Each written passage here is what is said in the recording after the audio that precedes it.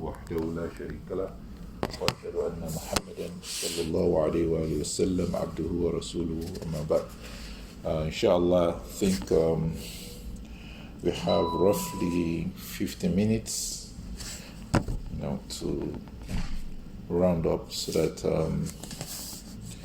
people coming in for Maghrib won't be disturbed, inshallah. Alhamdulillah, الذي جدد لنا هذا اللقاء ويسر لنا الحضور، نسأله أن يبارك في جلستنا وأن يجزينا بأعلى جزائه إن شاء الله. هذا ما نتمنى منه. نعم. We thank Allah subhanahu wa ta'ala for giving us this opportunity to gather once again. We've had 2 sessions discussing generally about the Sahabah, their manzila, their status in Islam, their institution that represent in Islam, and the fact that they were chosen by Allah subhanahu wa ta'ala to become the companions of the Rasul sallallahu alaihi wasallam, the helper, the companion of the last prophet and messenger that Allah subhanahu wa ta'ala is going to send to the world. Because Allah has His program for His creation. He has created us and promised not to neglect us. So He sends messengers and He chooses for them, for some of them, those that will accompany and help them. Not every prophet had companions, because there are narrations that says there are some prophets that never had followers.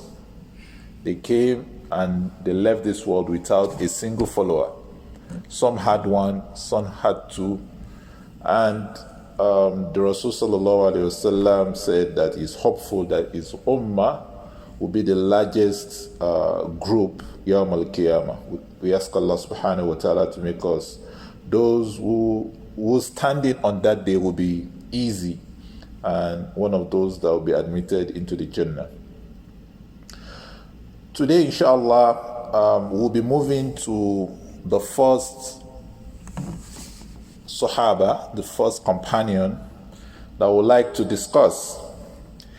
And if we are talking about the companions of the Rasul sallallahu alaihi wasallam, I believe if you ever say first, our mind will go to one particular personality. And, it's like when you have a student and you are teaching like 10 subjects, and that student is taking the first position in this and every other subject that you are teaching. That's the most favorite student that you can have. So we'll be talking about Khalifatul Rasul Al-Ula, Abu Bakr As-Siddeeq radiyallahu anhu. Abu Bakr As-Siddeeq radiyallahu anhu. We'll be talking about his lineage, his names, his family, and more importantly, his deeds, his help for the Rasul sallallahu alaihi wasallam, his assistance and care and love and struggle for Islam and the weak Muslims, and things we can learn from these exceptional human being that walked the surface of the earth.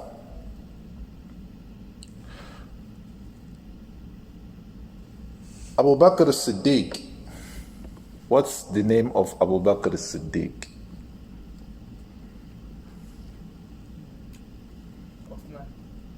Uthman. Any other suggestion? Abdullah. Abdullah, okay. Are we taking the 2 or we are taking 1? Abdullah, okay. Abu Bakr As-Siddeeq, what's his name? People, why are you asking for his name? His name is Abu Bakr. No, that's his kunya. Abdullah is the name of Abu Bakr As-Siddeeq. One of the evidence for that is that when he writes letters to his governors and any other state, he writes, "Min Abdullah Abu Bakr As-Siddeeq, or min Abdullah ibn Uthman, because the name of his father is Uthman. His name is Abdullah, min Abdullah Abu Bakr ibn Uthman. His kunya, or min Abu Bakr Abdullah ibn Uthman.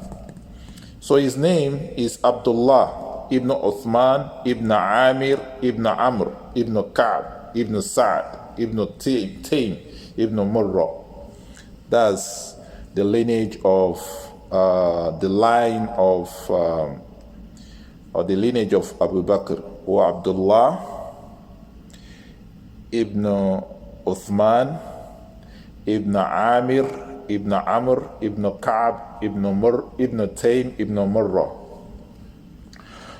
If you know the nasab of the Rasul sallallahu alaihi wasallam, you will have heard some of the great grandfathers of the Rasul sallallahu alaihi wasallam mentioned in this line, because يلتقي مع رسول الله صلى الله عليه وسلم في مرة وهو الجد الثالث له. So the sixth grandfather of the Rasul sallallahu alaihi wasallam is the same as that of Abu Bakr. When your dad, your granddad, your great granddad, and like that, the sixth is the same as the Rasul sallallahu alaihi wasallam. So if you are drawing the family tree, they meet at that person, Murrah.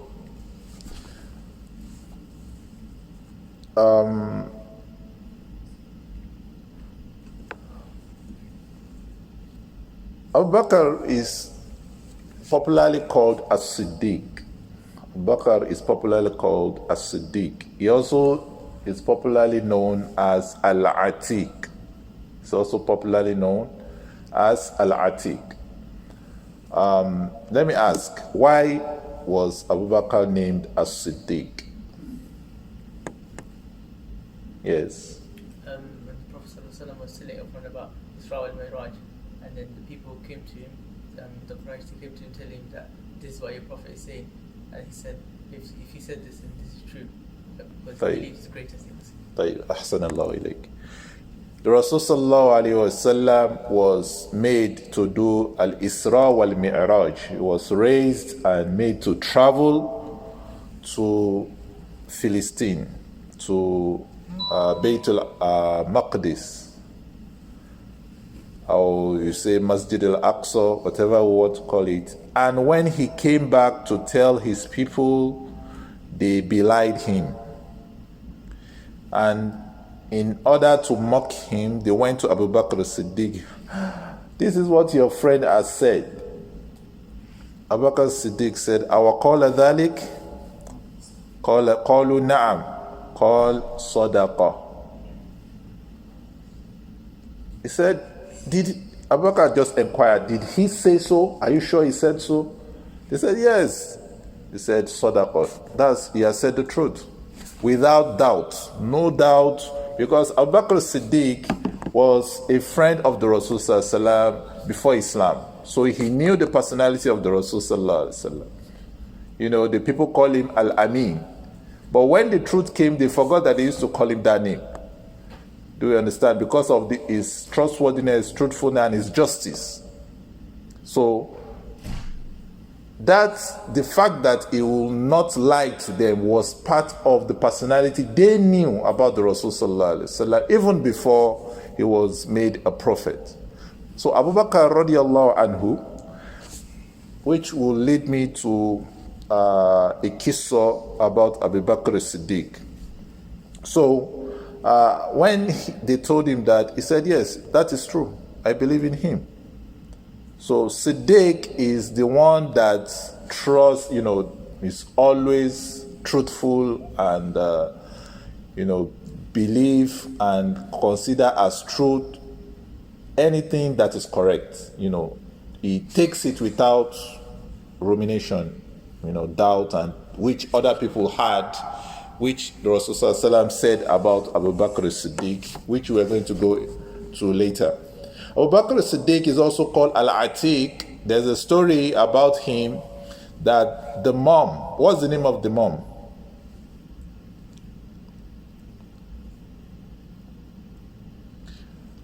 The name of the mom is popularly known as Amina. It's popularly known as Amina, just like the name of the mother of the Rasul Sallallahu Alaihi Wasallam. So there's a story about her that whenever she gives birth to male children, they die when they are young. So when she gave birth to Abu Bakr As-Siddeeq, she went to the Kaaba and prayed to Allah subhanahu wa ta'ala that this child, oh Allah, save this child and do not take his life young. You understand? There are some weaknesses to that narration, but in Sirah, we are not so, what's the word? Jazakumullahu khairan. The tenacity and the seriousness with which we dig and research into the authenticity of a hadith when it comes to hadith, qala Rasulullah sallallahu alaihi wasallam, or things that has to do with the deen, is more severe when it comes to telling stories, because people who tells those stories, they are not particularly emphatic about the story except when it has some implication in the deen. For example, you tell a story about Abu Bakr, and that story was about Abu Bakr doing something haram, for example.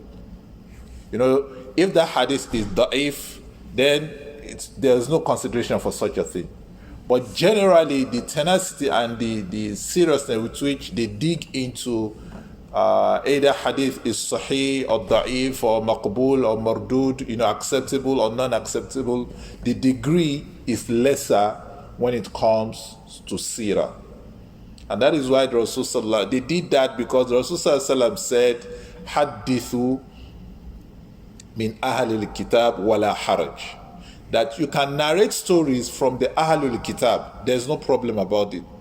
But what you cannot do is to say that story is correct or wrong, because you cannot confirm, except what is confirmed in the Quran. If their story is confirmed in the Quran and the Hadith, that story is correct. But if it is not confirmed in the Quran or the Hadith, you can't say it is wrong just because it was not confirmed, except if the opposite was confirmed in the Quran or the Hadith. You can confirm that is wrong in their book. So you can narrate, for example, they start telling you that the name of Nabi Musa, the name of the mom is this, is that. That doesn't have any implication in Islam. That doesn't make us a better Muslim. So you can just narrate it that they say that the name is this. But you can't really confirm, since it was not confirmed in the Quran nor in the Hadith, that the name of the mother of Musa is so and so. You are just narrating it. Do we understand? So, but whenever that narration has implication, about someone, a companion, the statement of the Rasul, then you have to do, in the science of hadith, the science of takhrij, you have to study who collected the hadith. What is their personality? Every one of them is known. Every one of them have been documented. So you can say this person is trustworthy. We can, whenever he says that he learned this from his teacher or he learned this from the companion, we can trust him. Because they were studied. It's not a joke. If you know Ilmul Rijal, it's called Ilmul Rijal. You have Mustalah al-Hadith, you have Dirasat al-Asanid. In Dirasat al-Asanid, you must know Ilmul Rijal. You must know about the narrators of Hadith. So the degree to which they research into Hadith is higher than the one when they are researching into Sirah. Is lesser, except what I've mentioned earlier. So from that, because Abu Bakr As-Siddeeq did not, from that story anyway, did not go the route Allah did not, from that story, did not take his life young. Then the mother started calling him Al-Atiq. Al-Atiq here means someone who was saved from a predicament. Al-Itq is to, free. If you say Allah, Utaqa, yani, freed slave, or someone who is freed from punishment or something like that. So that's why one of the reasons why it was said Abu Bakr As-Siddeeq is named Al-Atiq. One obvious reason also is that the Rasul sallallahu alaihi wasallam said that Man arada an yanzura ila atiqillahi min an-nar falyanzur ila Abi Bakr. Aw kama qala Rasul sallallahu alaihi wasallam. Whosoever desires to see someone who Allah has saved from the hellfire and is definitely going to the paradise, that's the meaning. If you are saved from the hellfire, you are going to the paradise, that's the meaning. If you want to see someone who will not enter the fire, then come and look at Abu Bakr As-Siddeeq. So the Rasul used the word Al-Atiq also. So from there, people started calling him Al-Atiq. So that's the name of Abu Bakr As-Siddeeq. His name is Abdullah. His kunya is Abu Bakr. His laqab is As-Siddeeq. His father's name is Uthman ibn Abi Quhafa. So sometimes Abu Bakr As-Siddeeq will be called Abu Quhafa is Uthman. So Ibn Abi Quhafa is Abu Bakr As-Siddeeq. So he's called Abu Bakr As-Siddeeq ibn Abi Quhafa, because the kunya of Uthman, who is the father of Abu Bakr As-Siddeeq, is Abu Quhafa. So like it was answered, it was named as Siddiq when, during the story of Al-Isra wal-Mi'raj, which we are going to go into in details, inshallah.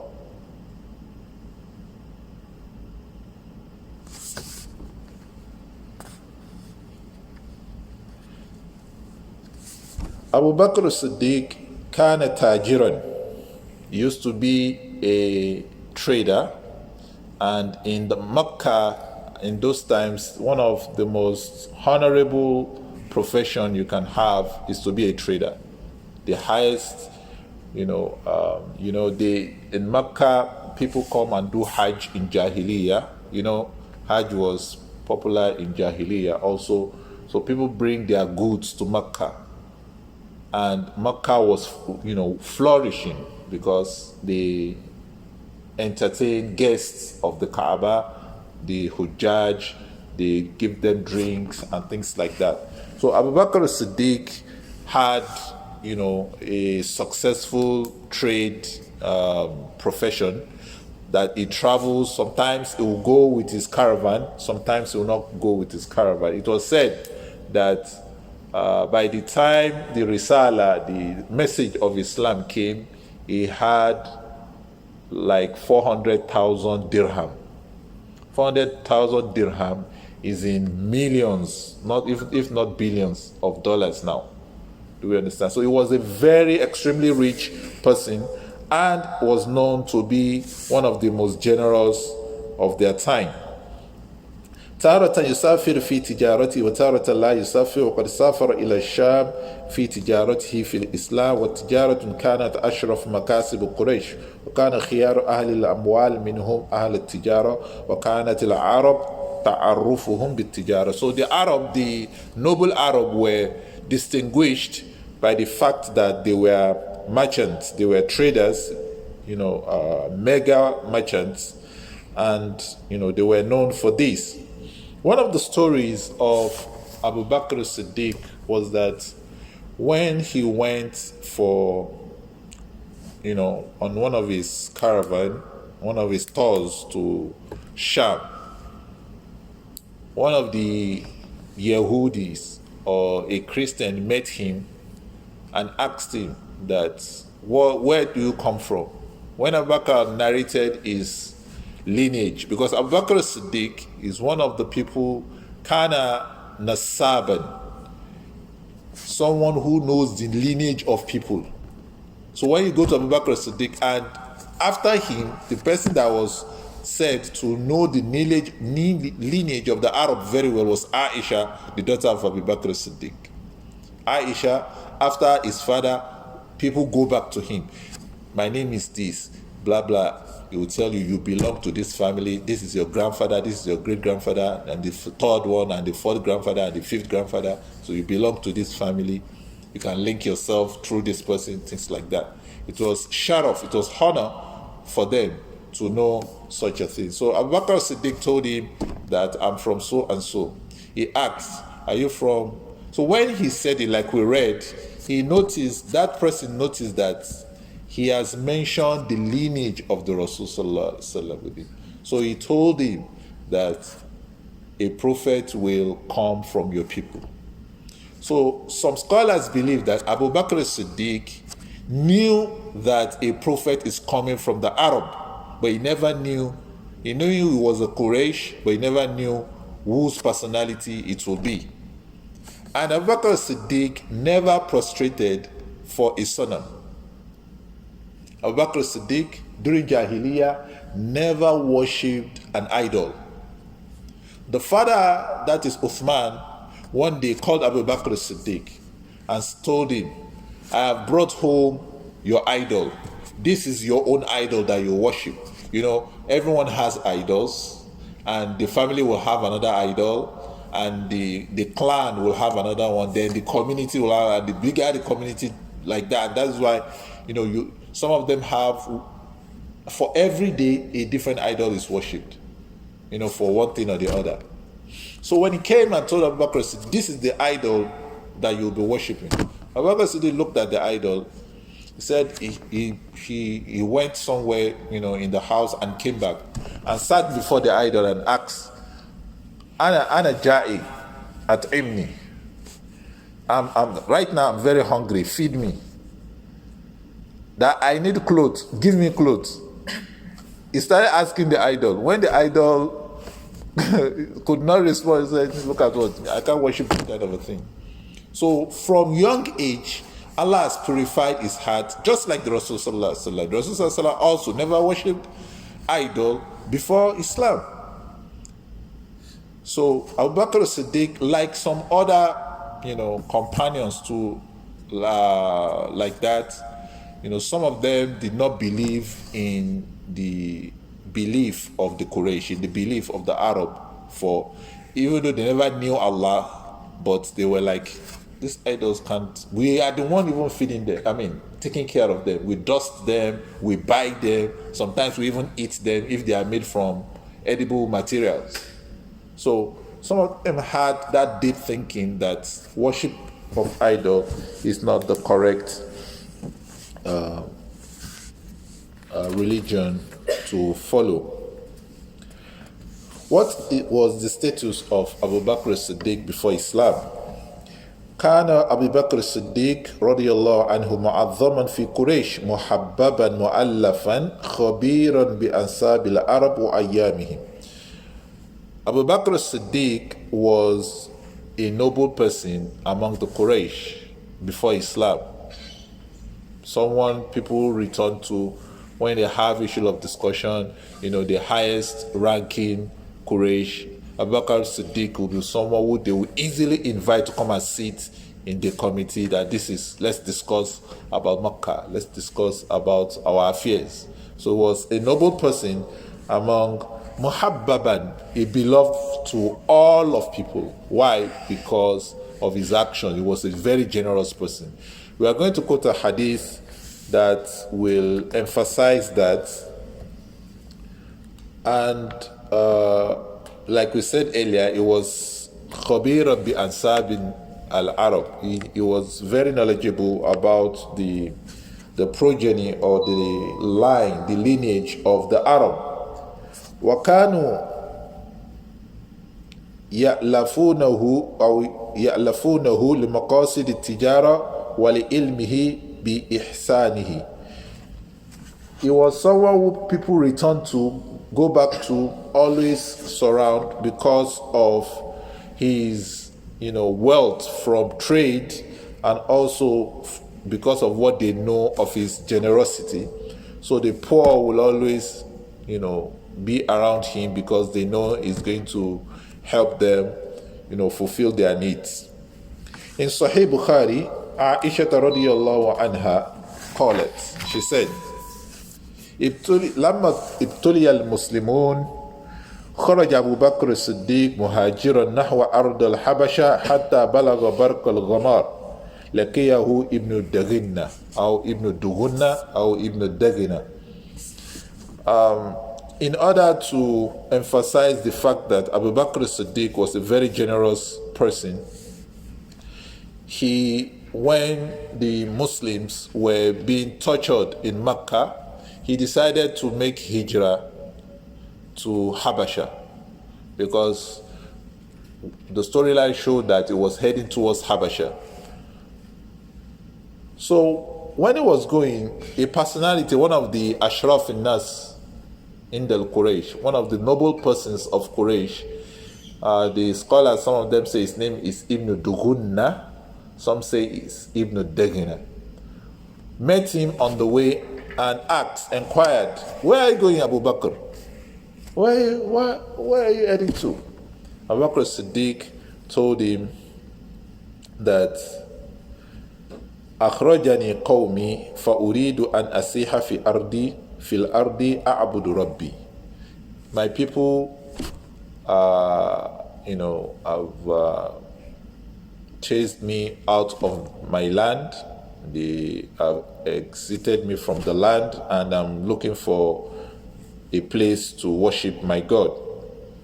So Ibn Dughunna or Ibn Daghina, he told him, فَإِنَّ مِثْلَكَ لَا يَخْرُجْ وَلَا يُخْرَجْ. People like you, a personality like you, should not leave his land, nor should he be exited from the land, should he be thrown out of the land. إِنَّكَ تَكْسِبُ الْمَعْدُومِ وَتَسِلُ الرَّحِمِ وَتَحْمِلُ الْكَلِّ وَتُعِينُ عَلَى نَوَائِبِ الْحَقِّ. So he mentioned the personalities of Abu Bakr As-Siddeeq. Pausing here, one of the reasons why we are learning about these people is what made them who they were. Abu Bakr As-Siddeeq is not just being mentioned just because his name is Abu Bakr As-Siddeeq. It is what made up his personality from his actions and his iman. So Ibn Dughunna started saying, you can't leave this land. You are someone taksibul ma'dum. You help people who are destitute to earn means of livelihood. People who cannot help themselves, you help them earn means of livelihood. Watasilu rahim. You also maintain the relationship, the tie of kinship between your family. You don't break. Anybody does anything from your family, you don't say, don't come close to me. Some rich people, they like to stay alone. They don't want to mix up with the larger family, because they're going to start asking me. No, Abu Bakr As-Siddeeq doesn't do that. If you are in need in the family, Abu Bakr As-Siddeeq brings you in, feeds you. We'll talk about Mistah. Mistah was a family member of Abu Bakr As-Siddeeq, even though Mistah was not a close family member of Abu Bakr As-Siddeeq. But when, the story of Aisha, the lie about Aisha came up, Mistah was also carrying the story. So Abu Bakr As-Siddeeq first said, I'm not going to be responsible for Mistah again. But Allah subhanahu wa ta'ala revealed ayah that don't you want me to forgive you? So Abu Bakr As-Siddeeq said, okay, I'll return what I give him because I want you to forgive. So I also will forgive him. Do we understand? So Ibn Dughunna told him that this is your quality. You do this, you help the poor, you watahmilul kal, people that are destitute but incapable of fending for themselves, you help them and, mentioned good qualities of Abu Bakr As-Siddeeq. So you can't leave that land. The Arab, they were people who loved, moral standards. If you kill an Arab that, knows that if he lies, people will call him a liar, then that Arab, if it's for him to die, he will not lie. They like moral standards, though not in everything. There were a lot of promiscuity among the Arabs then, but there are lots of high standard morality that they upheld during Jahiliyyah. So he said, فَأَنَا لَكَ جَارٌ. So he gave Abu Bakr As-Siddeeq mujawara or jiwar. Jiwar is standing for him, vouching for him that, okay, you want him out of this city? No, he's going to be under my custody, something like that. So whatever he does comes back to me. The effect comes back to me. So you don't disturb Abu Bakr As-Siddeeq. I'll narrate the full story. But what I want to take away from here is that Abu Bakr As-Siddeeq was beloved to the people because of his generosity. And that is why this person will mention those generosities when Abu Bakr was about to leave Makkah. So he went to the people of Quraysh and told them, Inna Abu Bakr la yakhruj mithluhu wa la yukhraj. The likes of Abu Bakr should not be allowed to leave this land, nor should he be forcefully exited from the land. So he also went to the Arab and mentioned the good things Abu Bakr did so that they can agree. So they agreed. But the story will be told to us, inshallah, as we go on. Abu Bakr As-Siddeeq had a wife before Islam, and that is the wife of Hafsa, the mother of Asma and Abdul Rahman. That was the mother of Asma and Abdul Rahman. He had a wife after Islam. That was the mother of Aisha and Abdullah. The mother of Aisha and Abdullah. And he also had a child.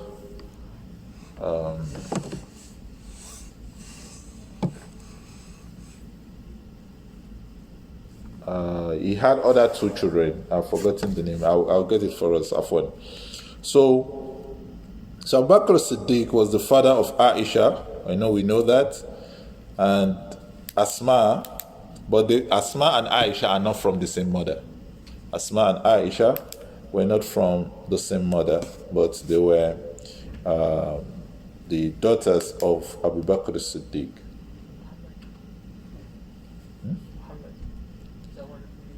I think Muhammad, yes. Can't remember very well, but inshallah I'll get it for us.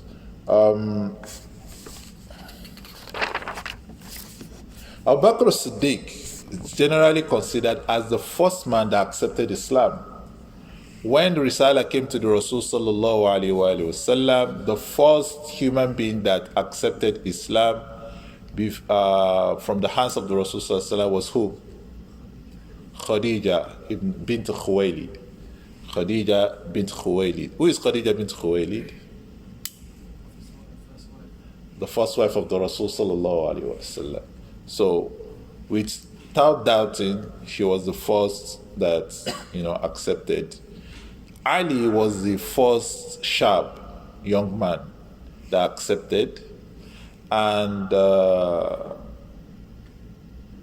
Ibn Haritha, what's his name? Zayd bin Haritha.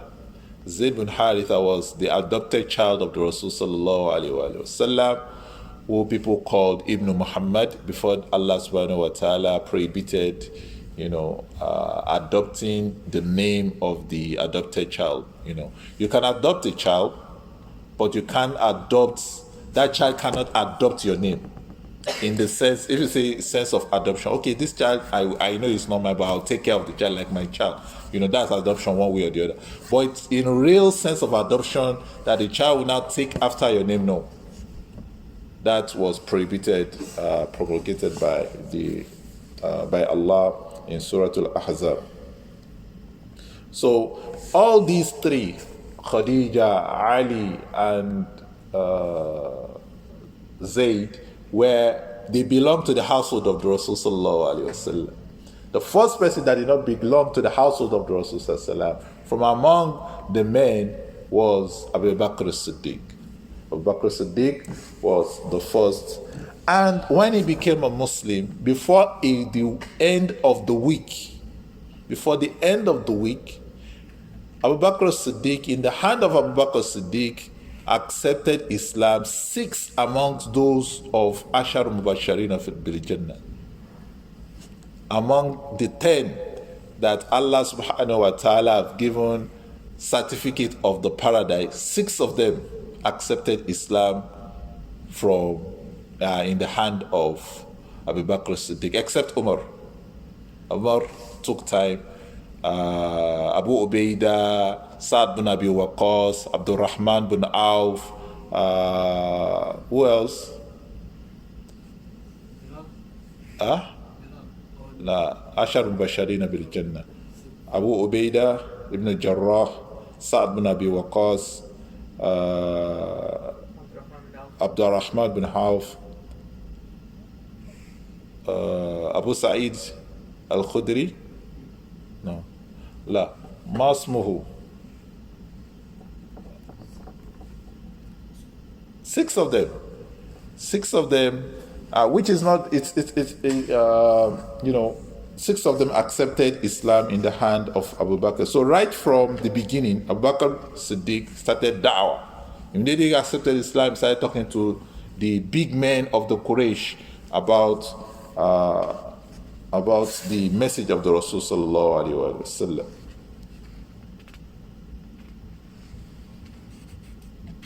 Abu Bakr As-Siddeeq was a very beloved person to the Rasul sallallahu alaihi wasallam. Like I said, he was a friend of the Rasul sallallahu alaihi wasallam even before Islam.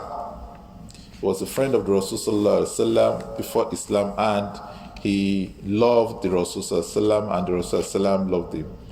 And the only person the Rasul sallallahu alaihi wasallam could have taken as a Khalil. A Khalil is the highest form of friendship you can have. So the Rasul sallallahu alaihi wasallam said that Allah subhanahu wa ta'ala has taken me as his Khalil, so I cannot take anybody as a Khalil.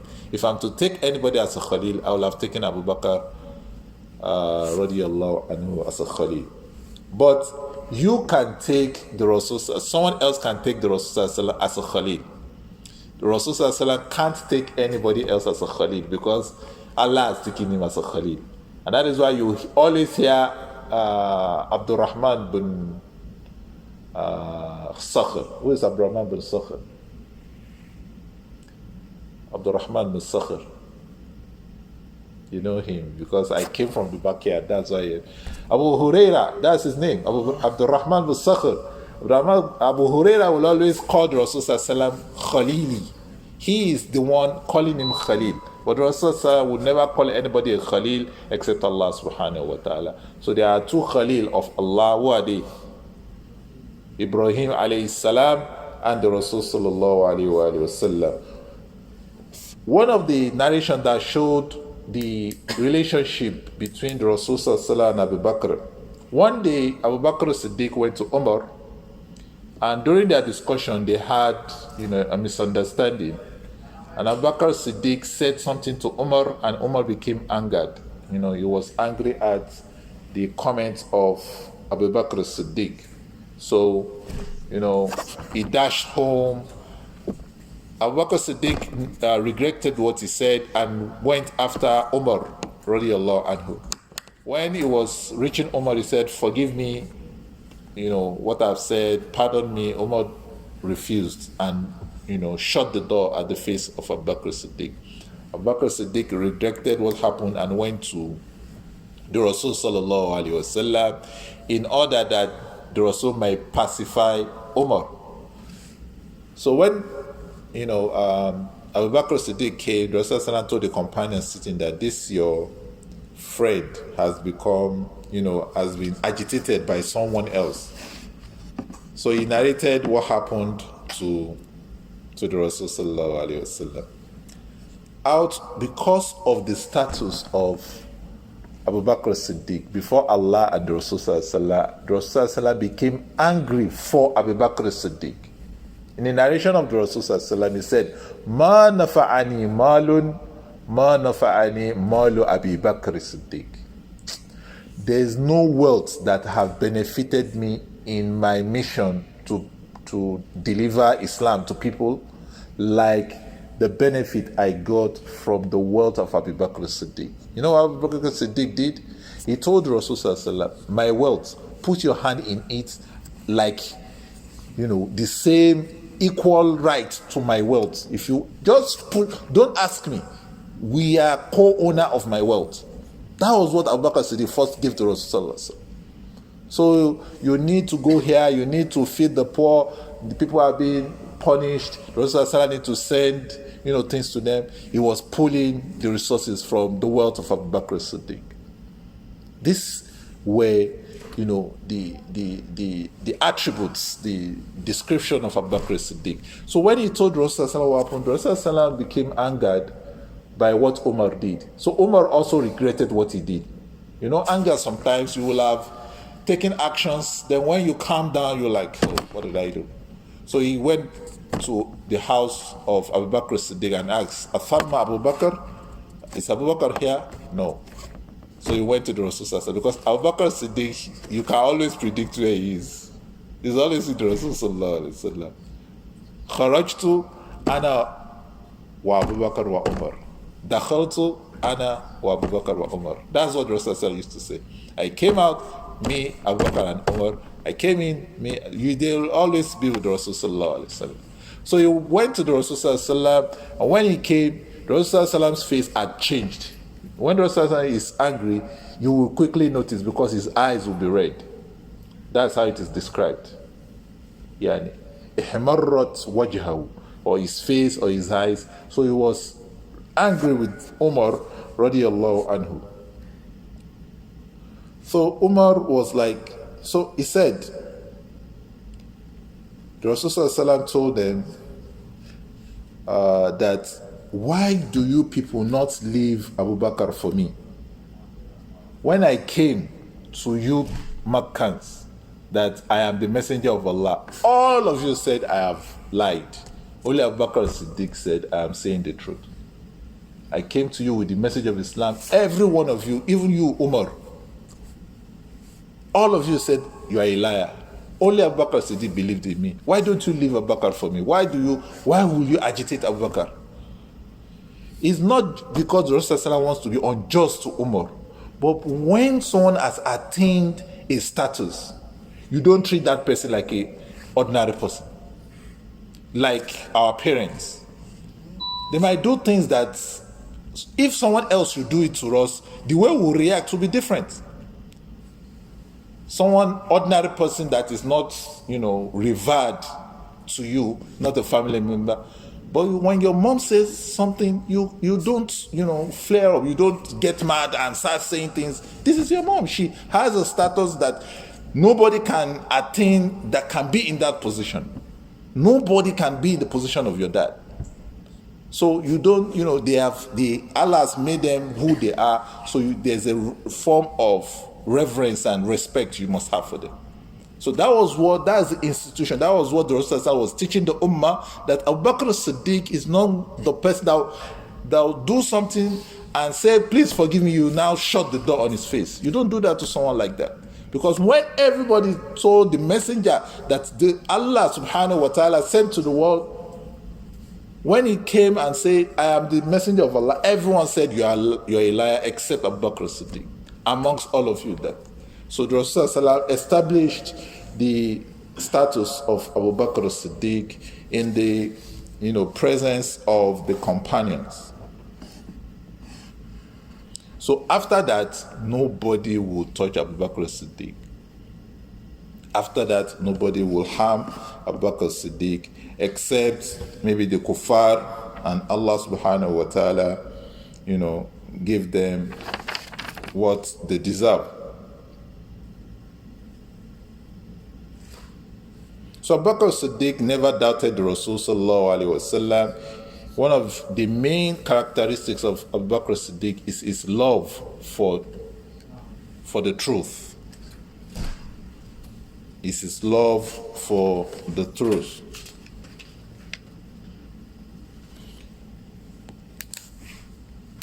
Now,